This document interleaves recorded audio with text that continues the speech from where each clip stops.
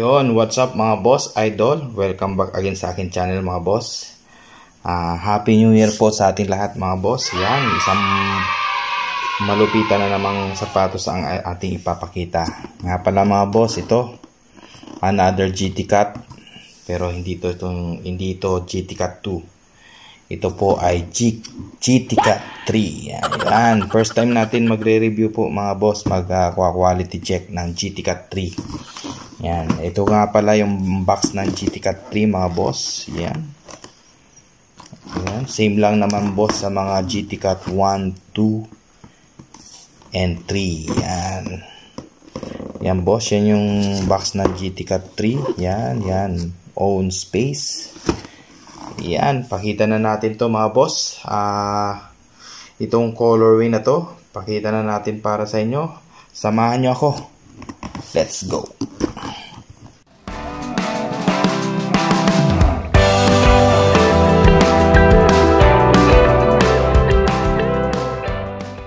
So, yan na nga mga boss, idol. Ayan, papakita na natin sa inyo. Ito, last year ko pa to sinabi sa inyo yung GT Cut 3. Yan, ngayon lang po tayo nakapag review, nakapag-vlog ng ganitong ng GT Cut 3 kasi na-busy po tayo last year mga boss. Yan, ngayon nagbabalik ulit tayo para mag-upload ng maraming mga sapatos mga boss. Nga pala, this is sinasabi nilang highest quality ng sapatos. Ito yung sinasabi na nilang UA na GT Cut 3, pero pakita na lang natin to mga boss kung ano na talaga, kung UA or top grade lang talaga to. No? Yan. Pakita na natin. Buksan na natin mga boss. Yan. Wow. Yun mga boss. Oh. Ganda nitong colorway nito mga boss. Yan oh. Kung titignan nyo mga boss. Yan mga idol. Yan. Napakaganda nito. Labas na natin mga boss. Ang ganda nito. Oh. Ang ganda ng forma ng GT Cut 3 ngayon. No, para siyang may combination ng GT Cut 1 and 2. Kasi yung GT Cut 1 medyo slim siya mga boss, 'di ba? Then GT Cut 2 yung ano siya dito, yung midsole niya medyo mataas. Then ito naman yung GT Cut 3. Yan mga boss.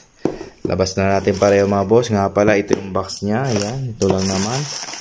Plain lang naman siya mga boss. Yan, hindi siya yung tulad ng mga nauna na mga GT Cut 1 and 2 na meron siyang mga yung wrapper niya is may mga ano siya, logo.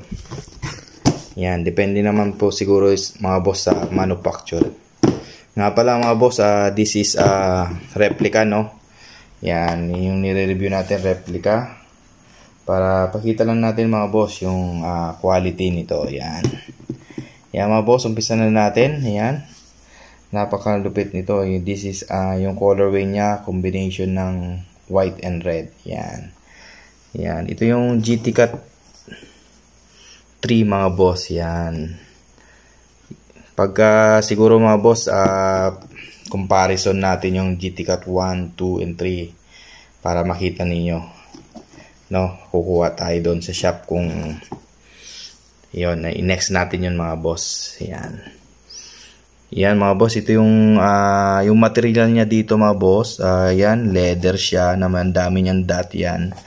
Then yung Nike shoes niya, parang yung Nike shoes niya na ano, para siyang paint. Yan, printed na yan, may lining na white and silver. Then dot yung mga ano niya, yung Nike shoes niya. Yan. Then meron siyang design dito mga boss, yan. Parang net siya, yan. Yan, net. Then, meron siya dito. Papunta dito sa may lace niya. Ito yung design ni GT Cut 3. Yan. Yan mga boss. Then, also dito, meron siyang ano dito, plastic siya dito na may, yan, may ano siya na GT Nike 03. Then, dito mga boss, sa pinaka ano niya, toe niya, ayan, yung material dito parang may pagkagamusa mga boss. Gamusa talaga. Yan. Pakita natin sa inyo. Yan. Yan o. Gamusa mga boss. Yan. Then, meron siyang ano dito, yung sa lace niya, pinagkakapitan na may Nike na small logo. Then, yung lace niya, normal lace lang naman mga boss. Then, yung pinaka tang niya, yan, daming dot-dot. Then, malambot mga boss, yan. Makapal. Yan. Then, also, dito pagdating dito, meron siyang GT 0.3 tapos cut. Then, sa eyelet niya, yung dito, yan naman yung eyelet niya mga boss, yan. Yan, ito naman yung mga eyelet niya. Yan, pinagkakapitan na may mga band dito. Then, sa kabilang side mga boss, same lang din naman yung ano niya. Yan. Then, meron ulit siya dito na Nike shoes mga boss. Yung same din sa kabila. Then, puro dot na. Yan. Then, sa may ano niya, back side. Yan. Yon. Then, sa back side naman mga boss, yan. Mayroon siyang ano dito sa back niya. May mga dot siya, hole. Then dito niya may parang ano siya boss, yung mga idol. May pagka-plastic siya dito na may cover siya. Yan, may cover siya dyan. Then meron siya dito ang gamusa rin na mayroon siyang Nike na lettering. Yan, sa backside niya. Then sa mga midsole niya, yan, midsole niya mga boss, yan. Naka Zoom X pala to mga boss, no? Zoom X yan. Kaya ang ganda ng cushioning nito mga boss. Then foam siya, yan. Foam yan mga boss. Then pagdating dito mga boss, siya yung gum sole na naka-connect dun sa outsole, yan. Then sa pinaka ano pa lang boss, yan, yung side niya, napaka-komportable boss sa side niya kasi ang kapal ng foam yan. Yan. Then sa ano niya, outsole niya mga boss, yan. Kita natin yung pattern ng outsole. Yan boss, oh. Tingnan niyo mga boss yung pattern ng outsole, meron siya dun, no. Na drawing. Galing, no? Ganda. Yan, oh. Yan. Then meron siyang ano dito mga boss, yan. Meron siyang Nike sa pinaka center. Then pagdating dito mga boss, nga pala, ano nga pala ito mga boss, no? Gum sole siya. Gum sole, yan. Then yan, meron siya dito mga boss, pakita natin. May GT03. Yan. Nga pala mga boss, during yung traction nito, napakakapit ang kapit mga boss. Then squeaky. Kailangan lang i-break in mga boss itong GT Cut. GT Cut 3. Ganun din naman boss yung ano, mga GT Cut 2.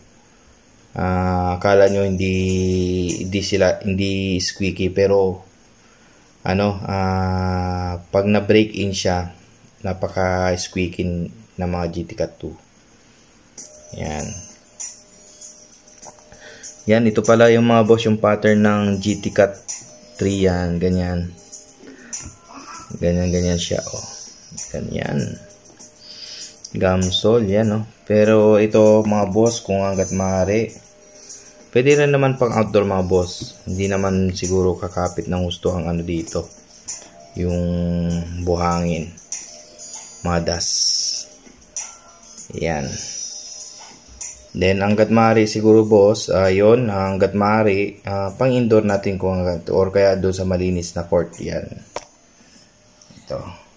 Yun, pakita natin yung pinaka-insole mga boss, para sa inyo. Yan, sa insole niya, ganyan mga boss, yan. Palabas natin yung, ano niya, pad niya. Yan boss, ang pinagkaiba ng GT Cut 3 boss, yung pinaka-pad niya, hindi siya yung makapal.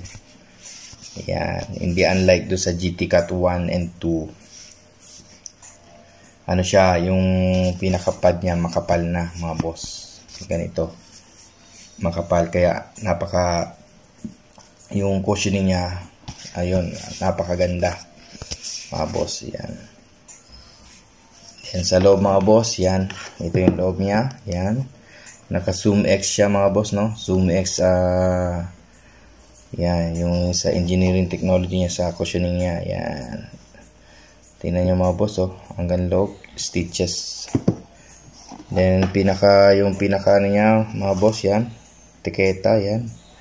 Ang tiketa is made in Vietnam, mga boss, yan. Nga pala mga boss, yung GT Cut 3, ang magaan. Hindi tulad sa GT Cut 1 and 2, mabigat siya mga boss. Kasi ang nagpabigat sa GT Cut 1 and 2, yung ganito niya, yung pad niya. Sa GT Cut 3 kasi mga boss, yung pinaka ano niya na dahil naka-zoom X siya mga boss, kaya magaan siya. Yun mga boss, I think yun lang ang ano doon sa GT Cut 2. Bulky kasi siya tingnan, lalo na sa likod. Kaya hindi ko siya gusto. Nagustuhan ko talaga siya ng itong GT Cut 3. Yan. Maganda, GT Cut 3. Then also GT Cut 1, rin, pero slim kasi yung GT Cut 1. Then also mabigat, yun lang. Ito na yung ginawa na GT Cut na pinag-combine yung ganito niya. Ni GT Cut 2 and 1. Yan, then also magaan na mga boss. Lightweight na siya. Lightweight. Yun mga boss. Yun mga boss, yan yung experience ko, review ko dito sa GT Cut 3. Siguro i-check natin yung performance review nito. Yun, kung mayroon nakapag-performance review nito mga boss, nakapanood nito, is comment lang po kayo sa comment section para at least ma-share nyo yung experience niyo sa GT Cut 3. Yan. Yan mga boss, ito na po yung naantay nyo, yung GT Cut 3. Nga pala, yung price nga pala nito, bago tayo magtapos, nasa around, medyo pricey pa to mga boss, GT Cut 3. Baka mabili nyo pa to ng mga 1.8 to 2K plus. Pero kung may makita kayong seller na mababa nito, mga 1.4, okay na okay mga boss. Yung mga nagla-live boss, pero sure nyo lang mga boss na kasi ito boss, tingin ko highest quality to. Yan. Yun, may papakita pala ako sa inyo mga boss. Yun, itong isang na to. Isang ito yung top grade talaga boss ng GT Cut 3. Ibang colorway nga lang. Yan. Ito kasi yung parang sinasabi nilang UA na yun na yung box pa lang mga boss, iba na. Ayan o, tingnan nyo yung pagkaano ng box. Ayan. Ayan. Pakita ko lang sa inyo boss, share ko lang sa inyo. No? Ito yung kasi nagtitinda tayo ng sapatos. Napapag-compare natin. Then ito yung sinasabi nilang GT Cut 3 na top grade. Yan. Ibang colorway nga lang boss. Yan, maganda rin yung colorway na to mga boss. Yan, maganda rin yung colorway na to. Pero ibang iba talaga boss. Dun sa white thread. Yan. Ito mga boss, medyo may kabigat nito. Pero ito, ang gaan. Yan boss. Then yung during ko nito boss, yung fit ko nito, masakit sa paa tapos hindi masyado yung cushioning niya. And unlike dito mga boss sa white thread, ayan, maganda siya sa fit ng paa, malambot, komportable po mga boss. Pero dito medyo sumasakit yung paa ko. Ayan. Pero pa rin naman boss, ayan, gumsole pa rin siya, ganyan pa rin. Then squeaky, makapit mga boss. Yun. Medyo yun, tingnan nyo mga boss, yung pagkagamusa niya, hindi siya yung tulad nito na gamusa talaga. Ito medyo hindi boss. Then ibang iba talaga. Pero maganda pa rin naman boss, yung lalo na yung color. Ang ganda ng color mga boss yan. Then tingnan nyo mga boss, yung pagka-zoom X niya. Nandun yung zoom X niya dito sa may pero dito mga boss yan lang. Yan mga boss, dito sa gitna. Yun, share ko lang mga boss to. Yan, ito yung top grade ng